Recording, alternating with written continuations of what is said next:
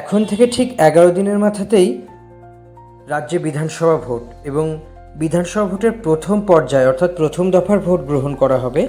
তা এই মুহূর্তে চলছে একেবারে শেষ পর্যায়ের লড়াই এবং শেষ পর্যায়ে কে কাকে এগিয়ে কতখানি যেতে পারবে, কে কাকে মাত দিতে পারবে, এটাই হলো সবথেকে বড় বিষয়।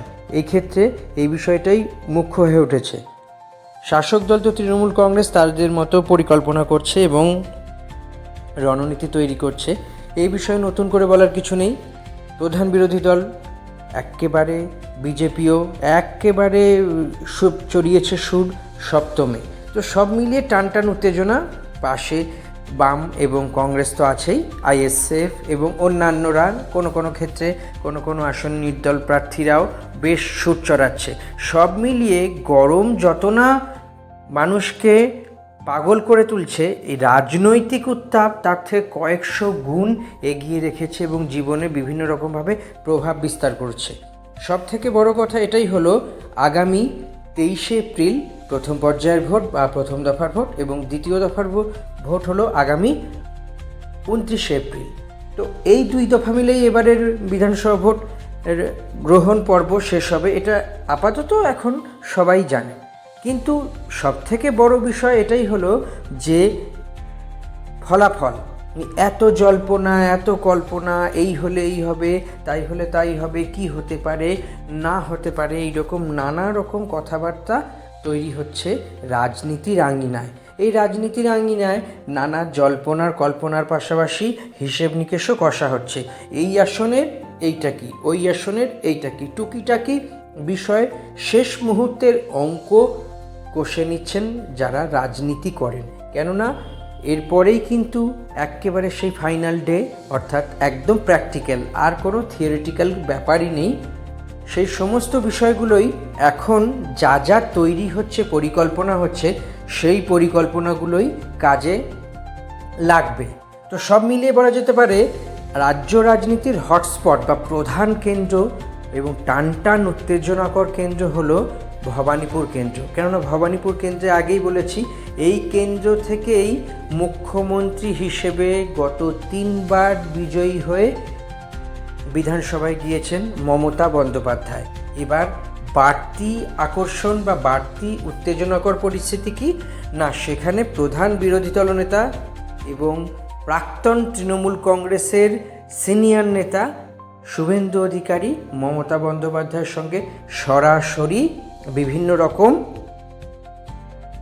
তর্ক বিতর্ক এবং রাজনৈতিক কৌশলে কী করে মাত দিতে পারেন সেটা দেখছেন।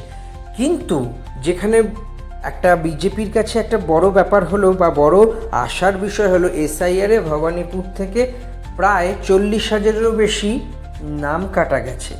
তো যদি তাই হয়ে থাকে, সব মিলিয়ে প্রায় 2.5 লক্ষ বা তার বেশি ভোটার ভবানীপুরে, 40 লক্ষ বা তার 40,000 বা তার বেশি যদি ভোটার ভবানীপুরের নাম না থাকে বা কাটা যায়, সেক্ষেত্রে বিজেপি একেবারে প্রমাদ গুনছে। বিজেপি একেবারে অঙ্কে অঙ্কে নিজেদেরকে ঐকিক নিয়ম, সরল, সুদ কষা এবং বীজগণিত সমস্ত ধরনের অঙ্ক কষে রাখছে। কেননা নন বেঙ্গলি বা অবাঙালি ভোট, যেমন গুজরাটি, মারোয়ারি এবং বিভিন্ন সম্প্রদায়ের মানুষেরা ভবানীপুরে আছেন। তো সেই দিকে যদি ভোটারদের একটু দৃষ্টিগোচর করিয়ে একটা ভালো প্রভাব ফেলা যায়, সেক্ষেত্রে বিজেপি ভালো ফল করতে হবে, অন্তত বিজেপি সাইড থেকে এটাই বলা হচ্ছে। এবং দক্ষিণ কলকাতার যে লোকসভা কেন্দ্র, সেই লোকসভা কেন্দ্রেরই অন্তর্গত হলো ভবানীপুর বিধানসভা। তো দেখা গিয়েছে যে ভবানীপুর বিধানসভায় বিজেপি অনেক অঙ্ক কষে টষে বের করেছে যে ওদিকে যদি 50-60 হাজার এসআইআরে বাদ যায়, আর এদিকে যদি আরও কিছু উলটপুরাণ করা যায়, একটু ভোটার সুইপ করা যায়, সেক্ষেত্রে বেশ কয়েকটা ওয়ার্ডে তৃণমূল লোকসভা ভোটে পিছিয়েও ছিল, এ কথা সত্যি। তো সেই দিক থেকে যদি একটা বড় ঘা দেওয়া যায়, তাহলে অন্তত করে এই নির্বাচনী বৈতরণীটা পার হবে এবং শুভেন্দু অধিকারী যদি জেতেন ভবানীপুর থেকে, তাহলে তার যে প্রোফাইল বা তার যে মুকুটে কী বড় একটা পালক হবে সেটা তিনিও বুঝতে পারছেন।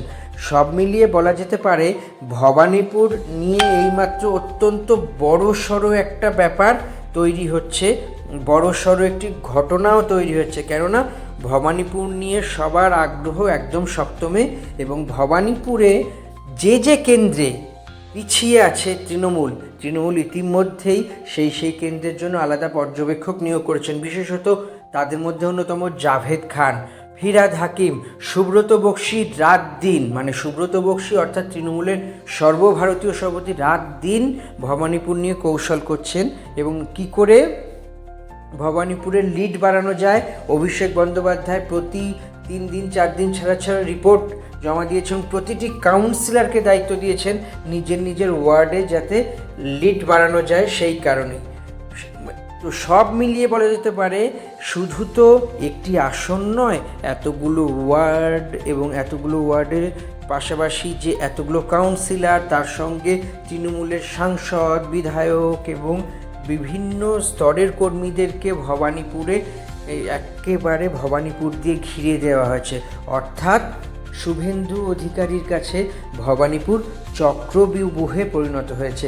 আদৌ কি তিনি সেই চক্রব্যূহ ভেদ করে বেরিয়ে আসতে পারবেন, নাকি না সবাই বিশেষজ্ঞরা অন্তত ভবানীপুর নিয়ে যা মনে করছেন, অনেকেই বলছেন যে ভবানীপুরে শুভেন্দুর জেতা অত্যন্ত মুশকিল। এই যে স্ট্র্যাটেজি, তৃণমূলের যে এইরকম ভাবনা চিন্তা, এই চক্রব্যূহে এখন আটকে আছেন শুভেন্দু অধিকারী। তিনি কি জিততে পারবেন? বলবে